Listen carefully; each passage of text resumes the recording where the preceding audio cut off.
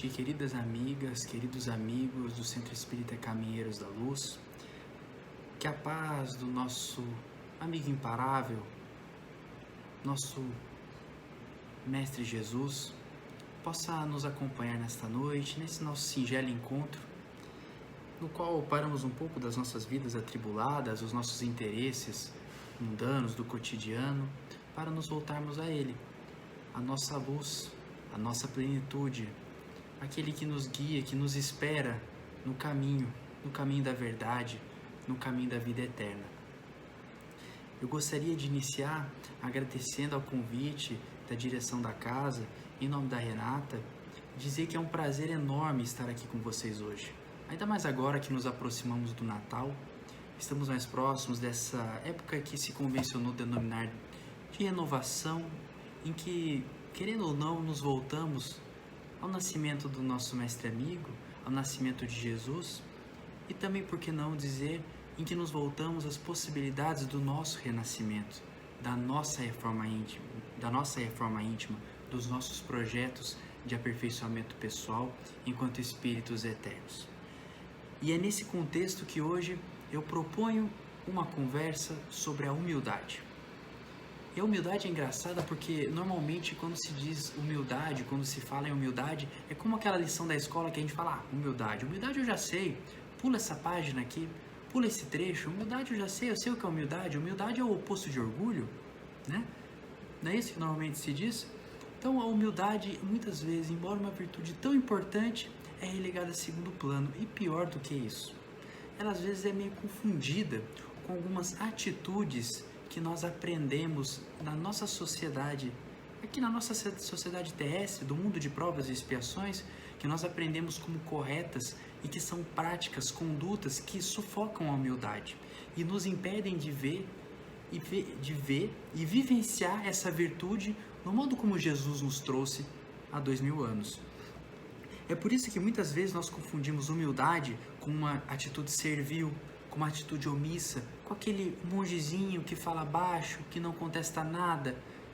Também, às vezes, com uma atitude covarde, uma atitude tímida diante dos fatos e dos problemas que enfrenta na vida.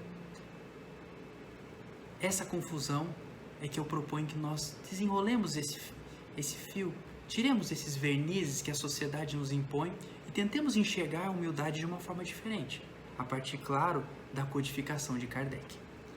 Mas mais do que isso, eu queria chamar a atenção para o fato de que muitas vezes nós deixamos de atentar para a profundidade da virtude da humildade. Muitas vezes a nossa análise não traz a dificuldade que é verdadeiramente sermos humildes e as implicações que essa dificuldade tem para o nosso objetivo da reforma íntima. Como vocês sabem, Kardec disse que o verdadeiro espírita se reconhece pelo esforço para conter as más inclinações, ou seja, para o esforço da reforma íntima. Então é importante que nós saibamos conectar a humildade com o nosso projeto de reforma íntima.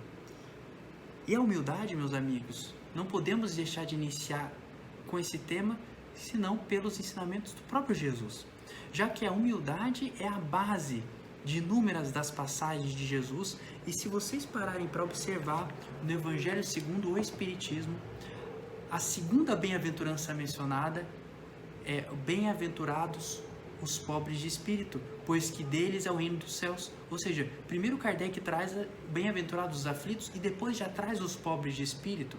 E Kardec esclarece que por pobres de espírito, Jesus não entende os baldos de inteligência, mas os humildes, tanto que diz ser para estes o reino dos céus e não para os orgulhosos. E não só essa passagem, mas em várias outras Jesus nos chama a atenção para a humildade. Eu não poderia deixar de ler essas passagens, porque elas não são tão longas, e é importante para exemplificarmos o que estamos tentando trazer, ou seja, a importância que tem a humildade dentro dos ensinamentos do Cristo. Veja, no capítulo 7, bem-aventurados os pobres de espírito, do Evangelho segundo o Espiritismo.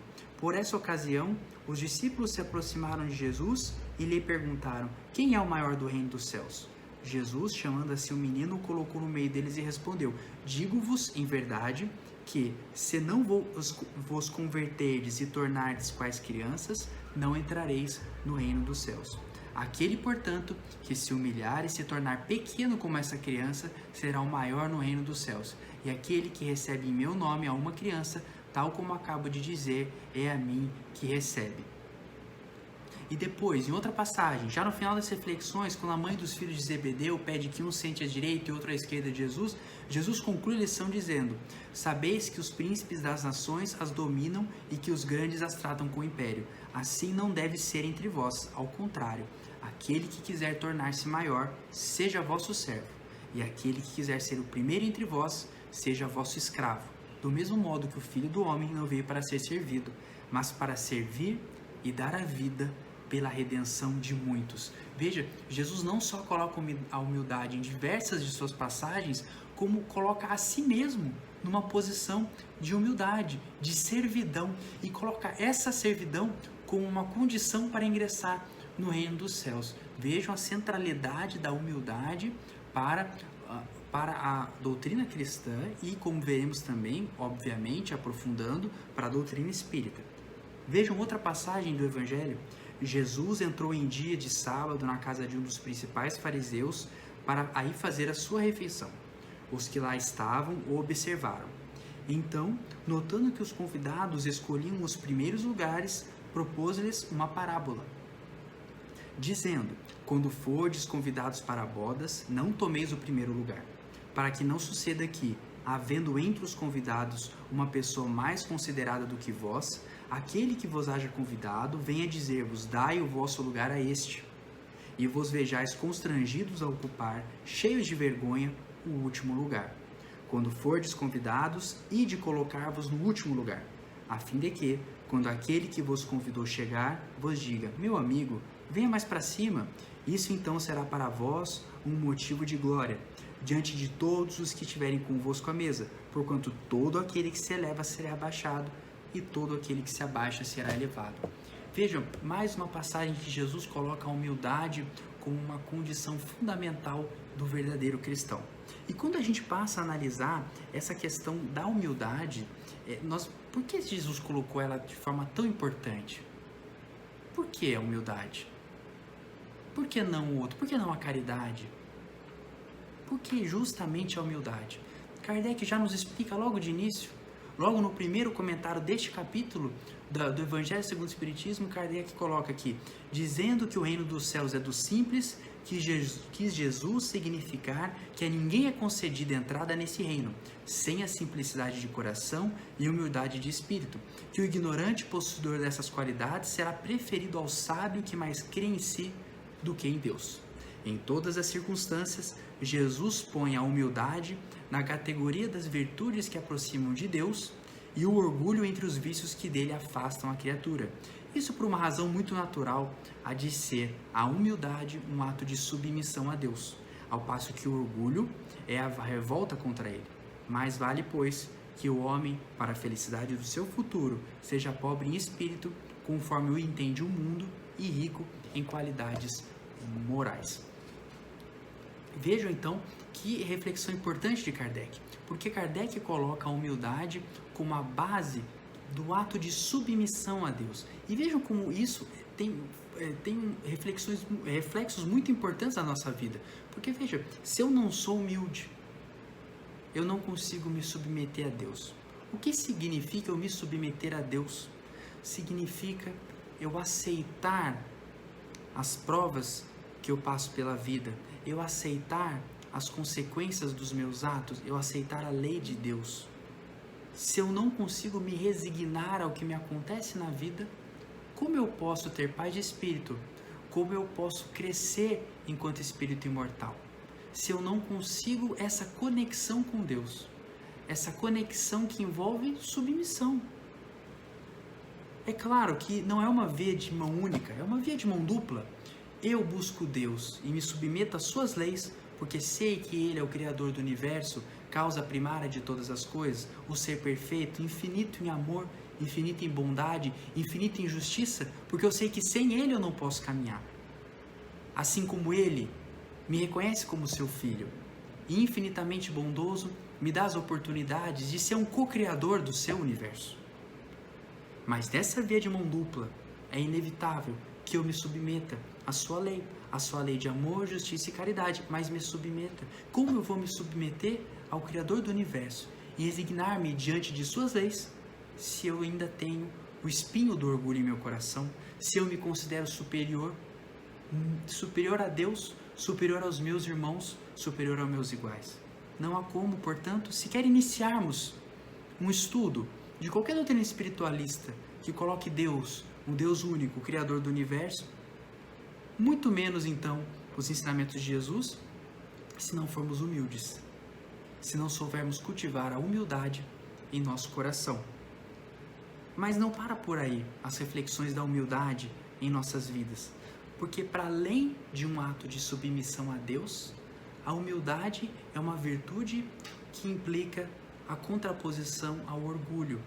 E o orgulho é, em inúmeras passagens do Livro dos Espíritos, do Evangelho segundo o Espiritismo, a chaga da humanidade. É o escolho, o obstáculo para a nossa caminhada, para a nossa evolução aqui na Terra.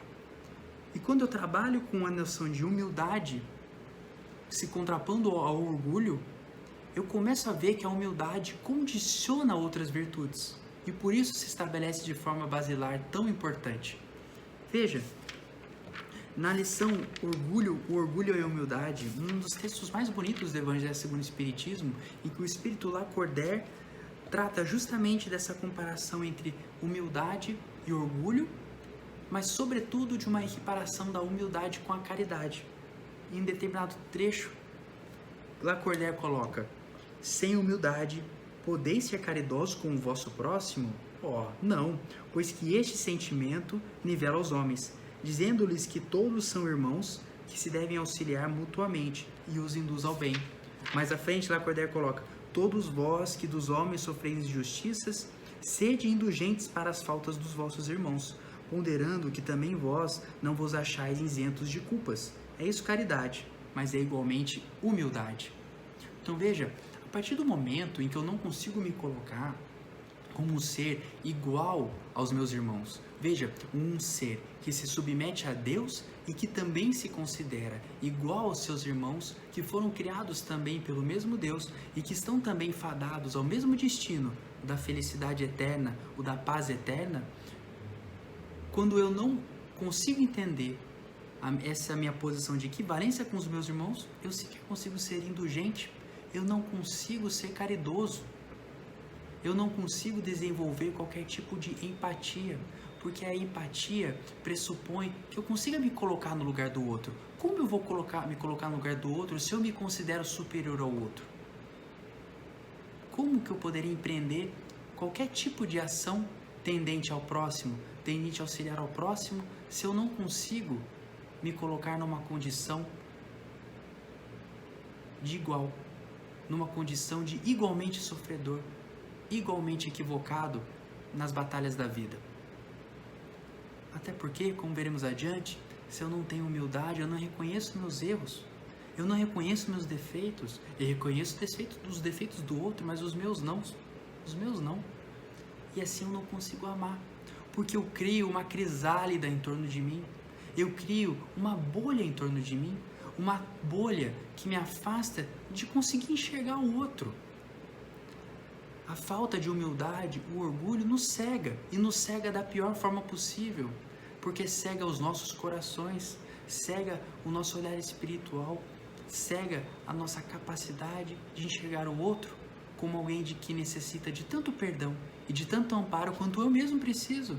E a partir do momento em que eu tenho a humildade de me submeter a Deus, eu me conecto com Ele, eu consigo ver nele todas as potencialidades, e ao ver nele tudo isso, eu vejo na criação dele,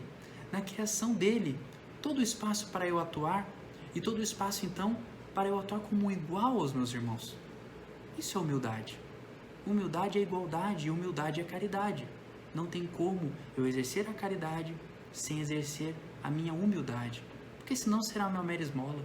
Agora, a partir do momento que eu me conecto com o meu próximo e enxergo nele todas essas potencialidades, também defeitos que eu enxergo em mim, aí sim há a verdadeira caridade. Aí sim há um verdadeiro ato de amor.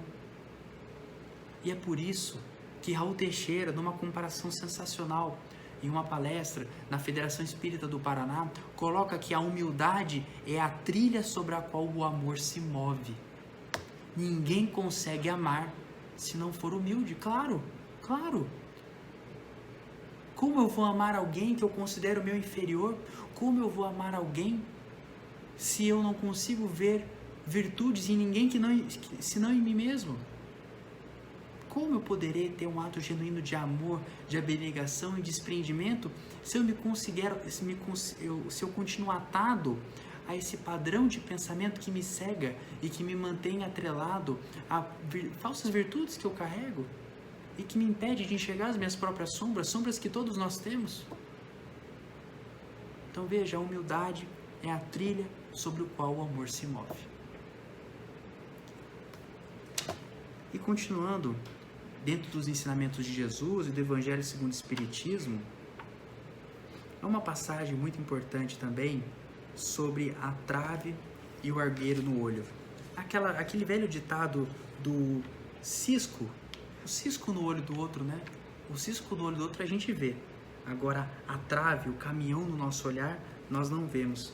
Vejam que interessante essa passagem de Jesus e como ela se conecta com o que acabamos de dizer e também vai fazer o link com o nosso próximo passo, nosso próximo assunto no tema da humildade. Em Mateus, Jesus diz: como é que vedes um argueiro no olho do vosso irmão, quando não vedes uma trave no vosso olho? Ou, como é que dizer ao vosso irmão: deixai-me tirar um argueiro do teu olho, vós que tendes no vosso uma trave? Hipócritas, tirai primeiro a trave do vosso olho, e depois então vede como podereis tirar o argueiro do olho do vosso irmão. E aí então Kardec comenta: uma das insensatez da humanidade consiste em vermos o mal de outrem antes de vermos o mal que está em nós. Para julgar-se a si mesmo, fora preciso que o homem pudesse ver seu interior no espelho, pudesse de certo modo transportar-se para fora de si próprio, considerar-se como outra pessoa e perguntar: que pensaria eu se visse alguém fazer o que faço? Incontestavelmente, é o orgulho que induz o homem a dissimular para si mesmo os seus defeitos, tanto morais quanto físicos. Semelhante insensatez é essencialmente contrária à caridade, porquanto a verdadeira caridade é modesta, simples e indulgente. Caridade orgulhosa é um contrassenso, visto que esses dois sentimentos se neutralizam um ao outro.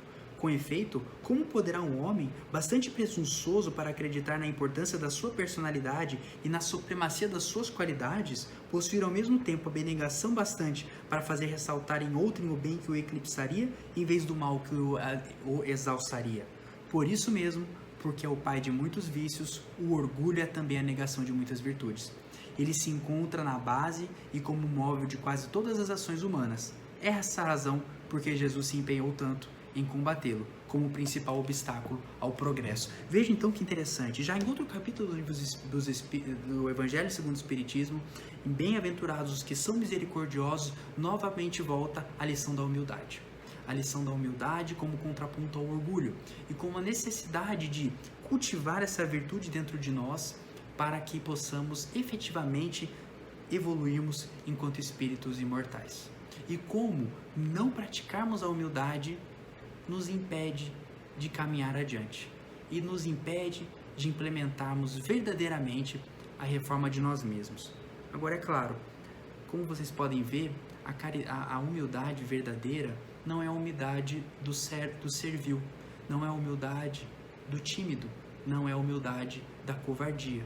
A humildade é a humildade da coragem, porque é necessário coragem para ser humilde. É necessário coragem para enxergar os próprios defeitos. É necessário coragem para enxergar no outro, muitas vezes o nosso ofensor, alguém digno do nosso amor. É necessário coragem para reconhecer-se igual no mar de pessoas, igual em necessidades, igual em potencialidades. É necessário coragem. É necessário coragem para se colocar-se como humilde no mundo de provas e expiações que tanto nos ataca com as necessidades materiais, que muitas vezes nos aprisionam a um ciclo insensato de ações delituosas. É necessária humildade para libertar-se disso. e é necessário coragem para ser humilde. Então, temos que entender a humildade como uma atitude perante a vida. A atitude daquele que tem coragem de enxergar a si mesmo para, reformando-se, ser capaz de verdadeiramente amar o próximo. E essa lição de humildade continua, e aí eu entro no ponto da profundidade que eu falei no começo da nossa conversa. A profundidade da humildade.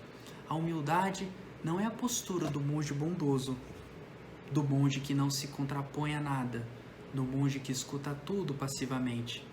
Não é essa a virtude da humildade, não é essa a sua profundidade. Essa é quase, tem a superficialidade de uma regra de etiqueta.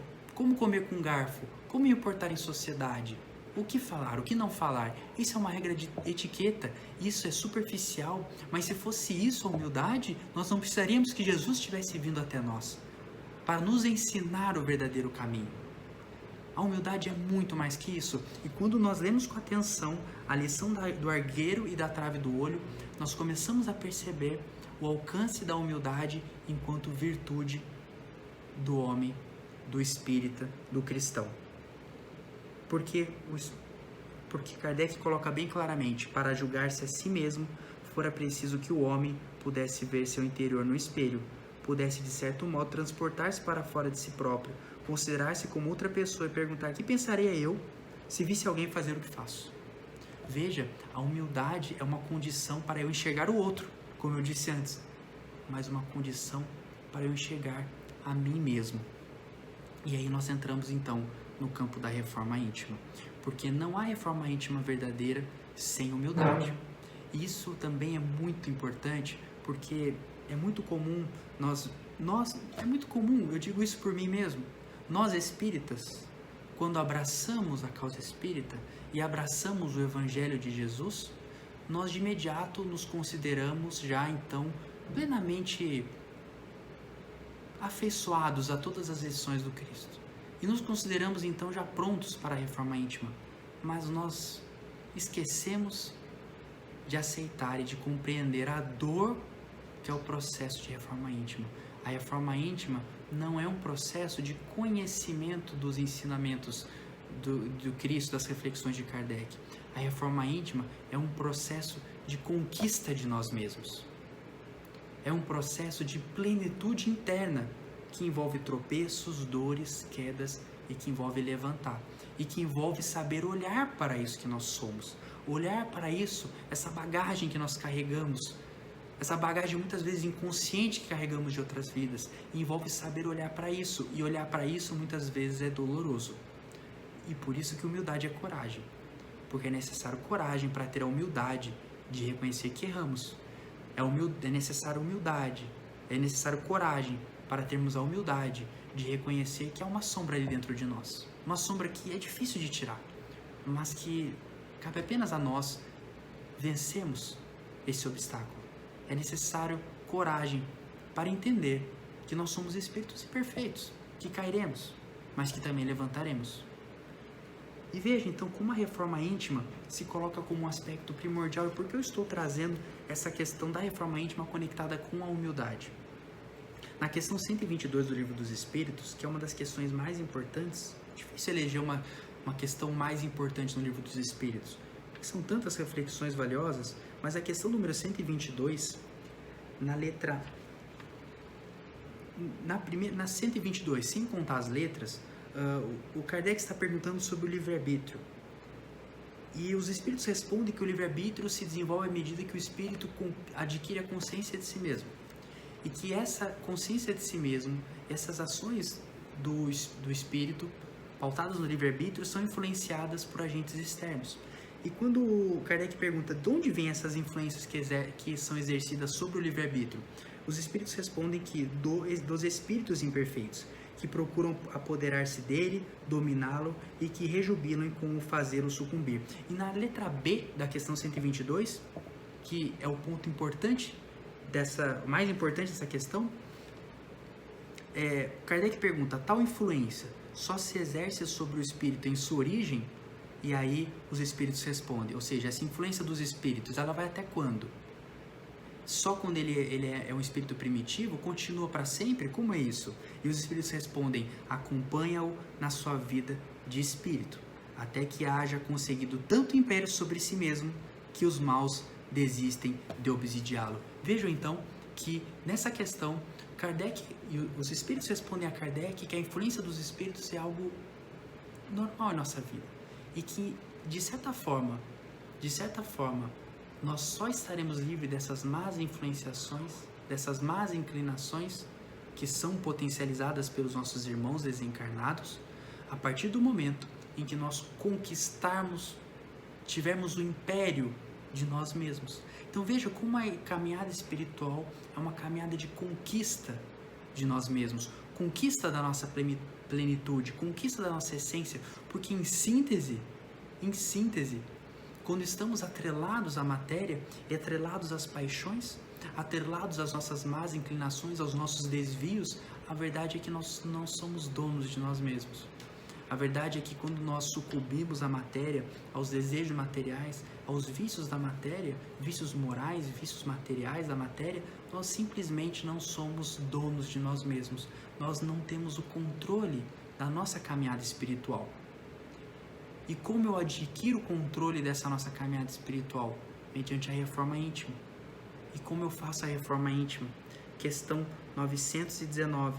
Kardec pergunta aos espíritos: qual o meio prático mais eficaz que tem o homem de se melhorar nesta vida e de resistir à atração do mal? Os espíritos respondem: um sábio da antiguidade falou disso. Conhece-te a ti mesmo. E então, na 919A, Santo Agostinho dá a resposta a Kardec sobre como conhecer a si mesmo. Numa das respostas mais memoráveis desse livro, Santo Agostinho fala: fazei o que eu fazia quando vivi na terra. Ao fim do dia, interrogava minha consciência, passava a revista ao que fizera e perguntava a mim mesmo se não faltara algum dever, se ninguém tivera motivo para de mim se queixar. Foi assim que cheguei a me conhecer e a ver o que em mim precisava de reforma. Aquele que todas as noites evocasse todas as ações que praticara durante o dia e inquirisse de si mesmo o bem ou o mal que houvera feito, rogando a Deus e ao seu anjo da guarda que o esclarecessem, grande força adquiriria para se aperfeiçoar, porque, crede-me, Deus o assistiria. Veja, o exame profundo de reforma íntima que Santo Agostinho, de conhecimento de si mesmo, que Santo Agostinho fazia todas as noites. Agora eu pergunto, nós somos capazes de fazer esse exame? Nós somos capazes de fazer esse exame de forma verdadeira? Se nós não tivermos entronizado em nós mesmos com coragem a humildade, enquanto virtude básica do cristianismo, nós não seremos capazes de fazer esse exame e qualquer esforço de reforma íntima será vão. Se eu não conseguir olhar para mim mesmo e enxergar os meus defeitos e as minhas quedas do dia, eu simplesmente continuarei no mesmo automatismo, repetindo os mesmos padrões de comportamento que eu repito há tantas encarnações. Se eu não tiver humildade, eu sou incapaz de fazer qualquer tipo de reforma íntima verdadeira. Essa é a lição de humildade. Essa é a coragem que Jesus espera de nós. Porque Jesus sabe os nossos defeitos. Nós sabemos os nossos defeitos? Nós examinamos a nossa consciência em busca não de culpa, em busca não do remorso, da tristeza, mas em busca de nossas sombras, aqueles aspectos que doem quando cutucamos? Será que nós estamos revisitando a nossa consciência com verdade, com coragem? Ou seja, estamos sendo humildes? Os nossos atos de amor ao próximo estão sendo atos verdadeiros? Estamos efetivamente nos conectando com as pessoas? Esses são questionamentos que a humildade nos traz no bojo do nosso esforço de reforma íntima. E é muito fácil, meus amigos, nós nos desviarmos desse caminho. É muito fácil nós esquecermos de fazermos essa autoavaliação da nossa capacidade de sermos humildes. É muito fácil. É por isso que Jesus disse: vigiai e orai. Vigiai não apenas as sugestões de fora, mas as nossas más inclinações de dentro. Vigiai e orai as nossas próprias propensões. Porque se nós estamos hoje, não nos enganemos, a chave da doutrina espírita é a chave que nos ensina da imortalidade da alma e das reencarnações, que nos ensina o caminho para a felicidade eterna, que nos ensina que sempre teremos uma chance de nos levantarmos, mas é também a chave que nos ensina que se nós estamos aqui na Terra hoje, nós estamos às portas da reforma de nós mesmos. Nós estamos com o dever de olhar para nós mesmos e encontrarmos os nossos defeitos, porque eles estão claros. Jesus sabe quais são, os nossos adversários do plano espiritual sabem quais são. A questão é, nós sabemos olhar para dentro de nós mesmos e encontrar esses nossos vícios, esses nossos defeitos, essas nossas quedas, essas nossas más inclinações? A humildade é essencial para que possamos verdadeiramente empreender esse esforço de reforma íntima. E eu não poderia deixar de encerrar sem ler aqui um trecho pequeno do livro Jesus e a Atualidade, psicografado por Divaldo Pereira Franco e pelo espírito Joana de Ângeles. Joana diz assim, o texto é chamado Jesus e Coragem. Eu acho que vem bem a calhar. Inicia assim: a coragem de Jesus. A sua foi uma vida de constantes desafios. Em luta contínua em favor do bem, jamais deixou de agir corretamente, com desassombro. A mensagem de que se tornara portador, objetivando libertar as consciências humanas para a verdade, dele fez o paladino da coragem. Nunca anuiu com um crime disfarçado de legalidade, com uma arrogância mascarada de humildade, com a injustiça apoiada pelos poderosos, com a hipocrisia travestida de honestidade, com a discriminação de qualquer natureza, sob justificativas sociais, econômicas, raciais ou religiosas. Elegeu um samaritano como exemplo de solidariedade, em detrimento de um sacerdote presunçoso e de um levita astuto, que desfrutavam de algum prestígio na comunidade dominadora, embora aquele fosse detestado e desconsiderado. Apoiou a mulher que se tornara objeto de prazeres e era acusada publicamente de haver induzido o homem ao pecado, ao crime, com naturalidade e ternura, escolhendo uma equivocada de conduta pública irregular para torná-la mensageira da boa nova da sua ressurreição. Fez-se a voz dos humildes e esquecidos, os sem direitos nem apoio, a fim de que os seus justos reclamos se fizessem ouvidos. Conviveu com as pessoas ditas de má vida, sem receio de contaminação, com o total desprezo dos que possuíam privilégios em uma má vida, a qual se entregavam ocultamente. Sua palavra, suave ante os sofredores, tornava-se contundente e viril diante dos perversos, dos bajuladores e dos pusilânimes, os quais nunca temeu. Em momento algum receou perder a vida, pois que para isso viera. Viveu e agiu com firmeza, fora de subterfúgios, mantendo um só comportamento, o de fidelidade a Deus. Eis então, meus amigos, o nosso modelo, o espírito mais perfeito que veio à Terra. Jesus e coragem. Jesus é coragem. Vocês acham que diante de tanta coragem, alguém poderia dizer que aqui também não há humildade? A humildade de saber a missão que lhe foi confiada por Deus aqui na Terra e de agir de acordo com essa missão. Porque imaginem se Jesus tivesse adotado o nosso padrão terreno de humildade e não tivesse dito: eu sou verdade, o caminho, a verdade e a vida. Se Jesus tivesse se omitido diante de tantas tentativas dos fariseus de subverterem seus ensinamentos, se tivesse se feito servil perante os poderosos, isso não é verdadeira humildade. Jesus é coragem. Jesus é o nosso exemplo de humildade. E a coragem que Jesus teve para enfrentar os desafios da sua missão aqui na Terra é a coragem que precisamos para empreendermos a nossa reforma íntima, para empreendermos o nosso esforço de conquista de nós mesmos. Fica então aqui, meus amigos, essa singela lição da humildade, essas singelas reflexões sobre a humildade e o papel que a humildade tem em nossas vidas, em nosso processo de aprimoramento pessoal. E então, para encerrarmos nosso trabalho da noite, eu peço a Deus, nosso Pai, a Jesus, nosso irmão e amado Mestre,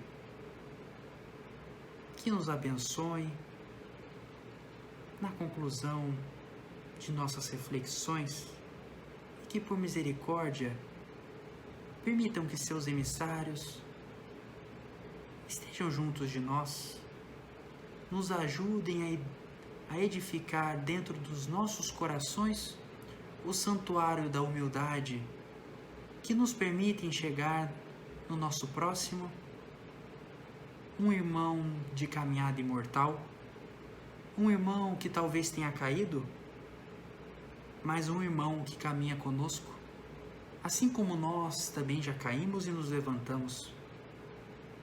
Nos ajude, Jesus, a retirar de nossos olhos e dos nossos corações a venda do orgulho. Nos ajude a ver nossa esposa, nosso marido, o companheiro de luta, que às vezes pode errar, mas que precisa de nós ao seu lado, aos nossos filhos, que precisam da nossa orientação, que às vezes também podem errar, podem extrapolar, mas que nós saibamos enxergar neles, Jesus, os nossos caminhantes de humanidade, os nossos parceiros de caminhada na nossa jornada aqui na Terra, que saibamos vê-los como iguais, Jesus, e saibamos amá-los como o Senhor nos ama. Muito obrigado, Jesus, por esse banquete de luz, por esse banquete de paz, pela plenitude que preenche nossos corações nesse momento tão difícil da humanidade. Permita, Jesus, que os seus emissários caminhem conosco, agora e sempre, que assim seja.